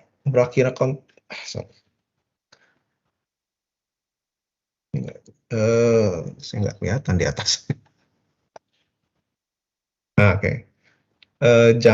Dicantumkan juga dalam perjanjian mengenai berakhirnya kontrak itu apa saja sih kriteria-kriterianya. Yang pertama, apabila jangka waktu berakhir itu pasti. Terus kemudian apabila telah dilaksanakan objek kontrak, misalkan perjanjian jual beli atau perjanjian jasa tertentu. Terus kemudian apabila ada kesepakatan kedua belah pihak, ya oke, saya akan mengakhiri kontrak ini kapan gitu. Terus kemudian pemisahan kontrak secara pihak oleh salah satu pihak, misalkan manifestasi atau event of default tadi. Terus kemudian adanya putusan pengadilan. Dalam salah satu praktek yang saya temui dan kebetulan saya mengalami sendiri, adanya termination for convenience. Ini biasanya di perusahaan tambang maupun di oil and gas bisa terjadi karena kami kan berurusan dengan pihak government ya sebagai pemilik lahan ya. Jadi intinya sih mengatur, memberi kesempatan pada salah satu pihak dalam kontrak untuk mengakhiri kontrak tanpa perlu menetapkan bahwa pihak lain dalam prestasi, misalkan karena kebutuhan pihak lain telah berubah, atau untuk mengatur pihak lain untuk menyelesaikan kontrak. Contohnya PKP 2B yang tadi saya sebutkan, terkait izin pengelolaan lahan tambang yang dicabut perizinan oleh pemerintah, yang mengakibatkan si prinsipal harus mengakhiri kontraknya dan pihak kontraktor dengan seketika. Dari pengakhiran kontrak ini termination for convenience biasanya diberikan waktu rata-rata sekitar 90 hari untuk memindahkan seluruh aset-aset kontraktor dari lokasi lahan. Biasanya seperti itu. Dan ini jamak terjadi dalam kontrak-kontrak dengan prinsipal yang ada di lahan tambang biasanya. Oke. Terus kontrak administration, tadi seperti saya bilang di sebelumnya bahwa si pihak legal itu biasanya membuat summary, terus kemudian menginventarisir atau membuat checklist dari regulation, undang-undang, requirement yang terkait. Ada record, ada minutes, ada notulen atas semua kejadian selama pelaksanaan prakontrak, kontrak performance maupun setelah berakhirnya. Ini penting karena ketika terjadi masalah di Indonesia, ada isu, bisa di-trace, bisa dilacak. Ada di mana sih yang salah? Pihak siapa sih yang bertanggung jawab seperti itu? Terus kemudian menyimpan salinan asli dan soft copy dari kontrak sesuai dengan kebutuhan perusahaan. Ada Undang-Undang Nomor 8 tahun 1997, biasanya kalau undang-undang bilang itu sekitar 10 tahun, tapi itu kembali kepada masing-masing perusahaan ya. Karena ini hanya mengatur minimalnya saja. Terus berikan tempat khusus untuk kontrak yang tidak digabung dengan dokumen lain. Ini maksudnya tidak digabung dengan dokumen lain, tidak digabung dengan dokumen finance, tidak digabung dengan dokumen dari departemen lain gitu, yang sifatnya malah ketika apabila terjadi masalah akan sulit mencarinya. Tidak, ya intinya seperti itu. Terus kalau membuat summary, biasanya kalau saya ada buat kelompok pasal yang berisi ketentuan yang bersifat umum, baik itu penjelasan, persyaratan, larangan, tanggung jawab dan sejenisnya. Ada yang berisi ketentuan yang hak dan kewajiban para pihak. Ada misalkan dengan pihak prinsipal, ketentuan yang merupakan hak dan kewajiban pihak prinsipal. Terus kemudian apabila dengan direksi, itu ada pasal yang berisi ketentuan yang merupakan wewenang atau hak dan kewajiban dari direksi. Jadi untuk fungsinya itu tadi, ketika terjadi dispute atau ketika terjadi obligation harus dilakukan dari kita ataupun dari pihak lain, kita bisa saling mengingatkan. Seperti itu. Itu fungsinya summary. Terus monitoring, Pak Usman mengingatkan ini slide terakhir ternyata. Jadi formalize, biasakan untuk formalize handover prosesnya, misalkan hanya setelah atau menggunakan tanda tangan, apakah perlu seremoni kah, ataukah hanya dalam bentuk email kah, tapi dalam bentuk email yang resmi, atau buat cover note untuk mengirimkan ke vendor ataupun prinsipal. Terus kemudian dibuat monitoringnya seperti apa, establish monitoring scorecard kalau misalkan ada hal-hal yang harus di-maintain. Terus kemudian kalau saya dulu buat kontrak management system, pertama-tama sih karena waktu itu zamannya masih VB ya, VB.net atau Visual Basic. Jadi saya buat simple saja dari Excel, kemudian diekspor ke sana. Terus kemudian sekarang saya buat dalam bentuk web base, dan web base ini bisa diakses oleh pihak-pihak yang terkait dengan right management system masing-masing. Jadi ketika mereka butuh kontrak tersebut sudah kita upload, mereka bisa akses, mereka bisa tahu isinya masing-masing. Ketika akan expire, kami akan remind secara otomatis, dan mereka misalkan butuh tangkapan atau komen ataupun saran, ini maksudnya di internal ya, mereka bisa langsung komunikasi dengan pihak legal. Seperti itu, by system. Tapi ini kan kembali kepada masing-masing dan kebutuhan masing-masing perusahaan ya pastinya. Kalau misalkan memang cukup dalam bentuk Excel, nggak ada masalah. Yang penting termonitor. Atau membuat lebih advance lagi, nggak ada masalah juga. Asal termonitor, jangan sampai kontrak yang sudah overdue masih disimpan, terus masih, apa istilahnya, bukan disimpan, yang sudah overdue, tapi kita tidak tahu itu sudah overdue ternyata, sudah expire ternyata. Ataupun ada kewajiban-kewajiban dalam kontrak tersebut yang harus dilaporkan misalnya ke departemen atau kementerian terkait, ternyata tidak dilakukan. Nah, itu lebih bahaya lagi. Gitu. Jadi fungsi monitoring ini sangat penting walaupun mungkin di ujung, tapi wajib dilakukan. Mungkin seperti itu aja Pak Usman dari saya.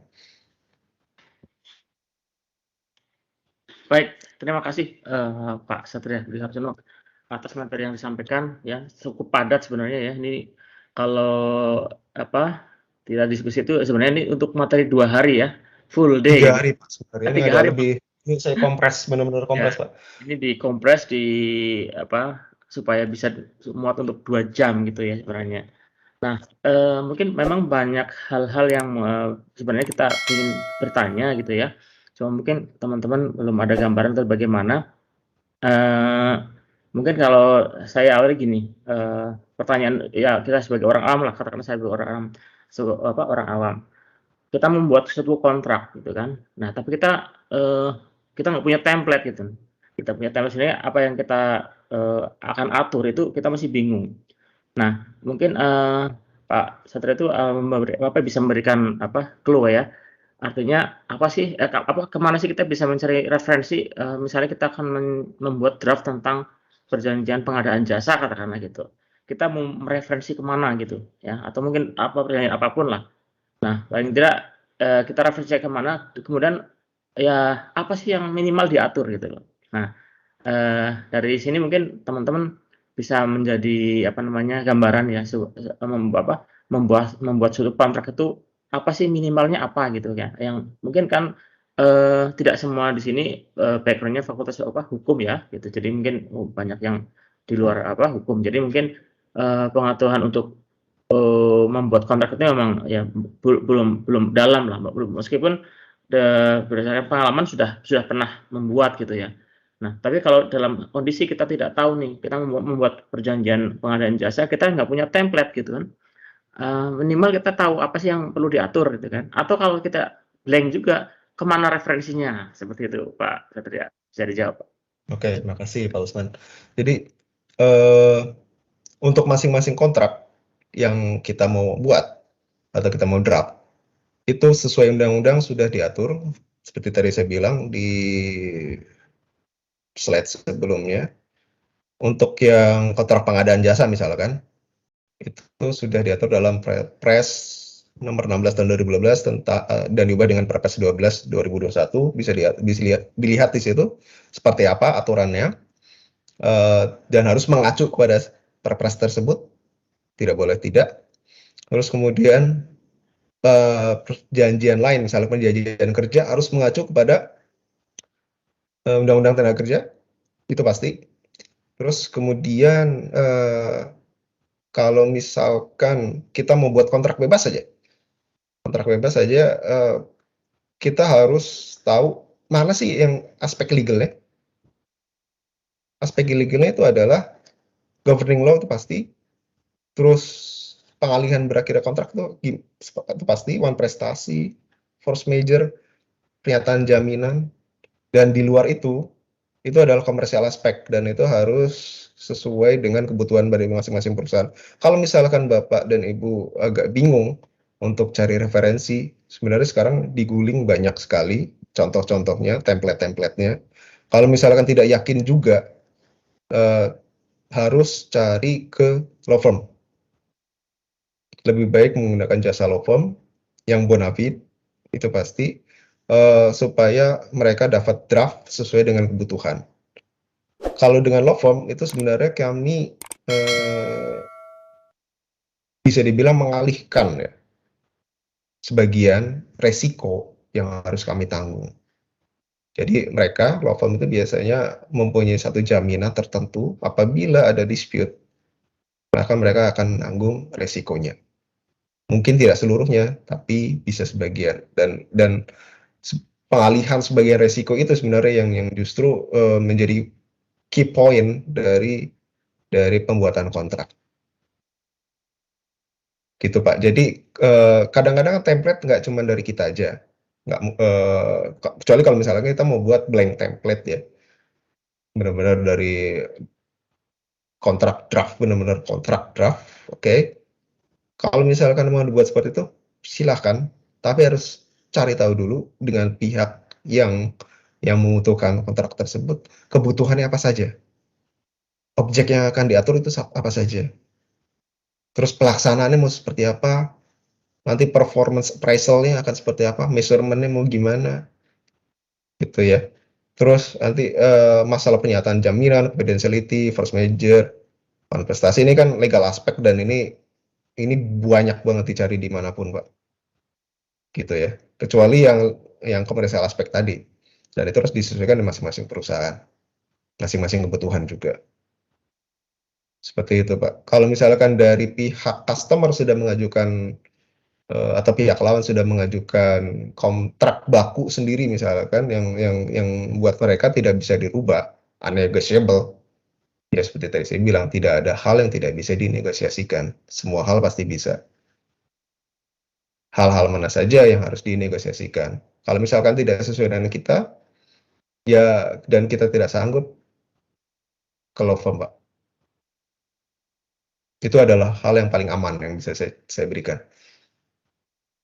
Kita tidak bisa membuat bahwa diri kita itu menjadi Superman atau super departemen yang bisa membuat semua pekerjaan dilakukan oleh kita semua. Nggak bisa seperti itu. Karena ketika ada resiko legal, itu resikonya menjadi tidak terhingga nantinya. Dan tidak saya sarankan. Gitu Pak Usman. Oke. Mungkin dari teman-teman yang lain, ini ada Pak Tangguh nih, Pak Tangguh Prakoso ini orang dulu di Sabta Indra juga nih, mungkin kenal dengan Pak ini nih, Pak Satria Budi. Serius? Bagian apa ya? Tangguh. Ya beliau tuh HR ya dulu ya. Pak Tangguh ada di sini? Enggak ini ya, oke. Mungkin Pak Rifa ada pertanyaan Pak Rifa? Pas Pak. Oh, lanjut Pak. Ya oke. Terima kasih. Ya terima kasih. Jadi teman-teman,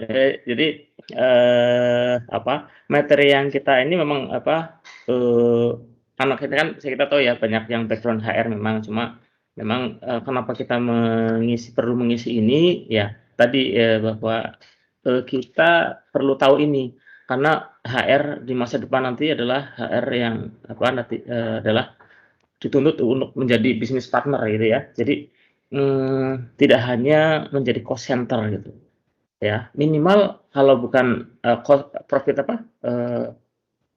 center kita bisa mengendalikan cost gitu lah ya. Jadi tidak ya hanya sekedar HR itu hanya melakukan rutinitas kemudian administrasi saja ya. Tapi di sana kita perlu tahu gitu ya, apalagi hal-hal yang terkait dengan kontrak-kontrak yang berkaitan dengan pekerjaan kita, misalnya pengadaan jasa outsourcing, kemudian pengadaan jasa mungkin catering ya kalau kita menggunakan catering ya, atau jasa apapun yang kaitannya dengan mungkin GA lah ya, GA dan HR and GA gitu. Nah ini benar-benar yang materi ini penting untuk kita ketahui untuk bisa, jadi kita nggak mengandalkan lagi bagian legal lah, istilahnya seandainya pun tidak kita di perusahaan kita nggak ada legal, kita bisa mereview ya, resiko-resiko apa yang kemungkinan bisa diminimize gitu ya dengan adanya ini. Ya nanti kita kontak Pak Satria ini bisa kita nanti ya mungkin konsul kecil-kecilan bolehlah gitu. Kalau ada sesuatu yang perlu dikonsultasikan gitu kan. Ya nanti kalau perusahaan yang konsul ke Pak Satria beda lagi nanti keuntungan. Gitu. Ya intinya seperti itu. Ya. Baik, kira-kira ada pertanyaan lagi nggak ya? Kita waktunya 12 menit lagi. Kalau memang mau dipergunakan ya silakan, masih ada waktu 12 menit ya. Teman-teman bisa, atau mungkin pertanyaannya Pak, pertanyaan menyusul boleh nggak? Boleh, nanti mungkin melalui grup kita HR boleh, atau langsung nanti nggak tahu Pak Saudara boleh nggak di-share nanti nomor HP-nya gitu? Boleh. Oke. Di LinkedIn kebetulan ada juga saya share. Oh di LinkedIn ya, beliau ada di LinkedIn. Ya, jadi kembali ke perkenalan ya, beliau Pak Satria ini adalah dulu teman seangkatan saya di Fakultas Hukum ya. Ini kebetulan kalau ini ya kalau saya di HR gitu, beliau itu memang murni di legal ya, dari awal juga sudah di legal gitu.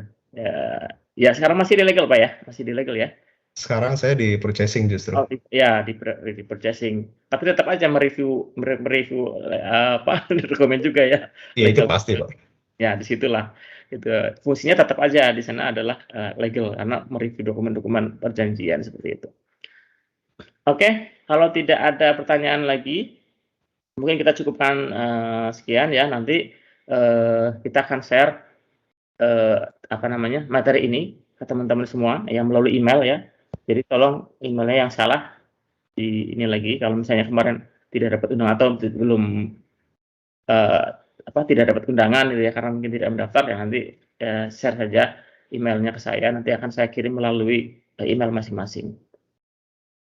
Cukup ya? Tidak ada lagi pertanyaan? Ya, baik, terima kasih teman-teman semuanya. Terutama saya sampaikan terima kasih kepada Pak Satria Budi Harsono yang Terima kasih, Pak. meluangkan Terima waktunya kasih. ini pagi hari ini.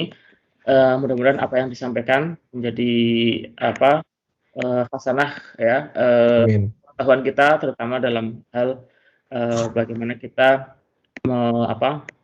membuat atau mereview kontrak ya. Minimal kita nggak membuat tapi mereview ya, mempelajari kontrak ya. Ternyata di sana ada risiko-risiko. Kalau kita tidak jeli mempelajarinya, maka misalnya main tanda tangan aja kontrak itu, itu risiko ada di kita. Ya, apalagi kita sebagai penanggung jawab terhadap kontrak tersebut. Ini harus hati-hati sekali. Resikonya bukan tadi disebutkan di depan tadi ada risiko biaya, ya risiko bahkan pidana gitu kan.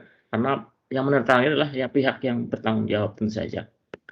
Baik, terima kasih sekali lagi saya sampaikan pada teman-teman saya yang juga menyempatkan waktunya pagi ini. Materi akan kita share melalui email. Jika sudah tidak ada pertanyaan lagi, saya cukupkan webinar hari ini. Lagi tetap semangat, jaga kesehatan. Terima kasih atas perhatiannya dan selamat pagi. Wassalamualaikum warahmatullahi wabarakatuh. Waalaikumsalam. Terima kasih Bapak dan Ibu semua. Terima kasih Pak. Ya. Sama-sama Pak. Waalaikumsalam warahmatullahi wabarakatuh. Terima kasih Pak Usman. Terima kasih Pak Satria. Terima kasih Pak. Terima kasih Pak. Terima kasih Bu. Sama.